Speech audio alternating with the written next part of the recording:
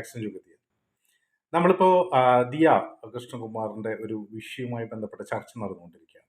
അപ്പോൾ എന്താണ് അതിൻ്റെ പ്രശ്നം? ഇപ്പം എൻ്റെ വീട്ടിലൊരു കള്ളൻ കയറി.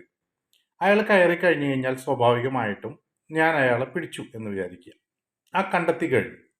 കണ്ടെത്തി കഴിയുമ്പോൾ പറയാണ് ഇയാൾ എന്നെ ജാതി അധിക്ഷേപം നടത്തി, ഇയാള് ഈ വീട്ടിലെ ഒരു ജന്മിയെ പോലെ പെരുമാറി, ഞാൻ ഏതോ അടിയാൻ്റെ പോലെ എനിക്ക് ഫീൽ ചെയ്തു എന്ന് ഒരു കള്ളൻ പറയാണ്.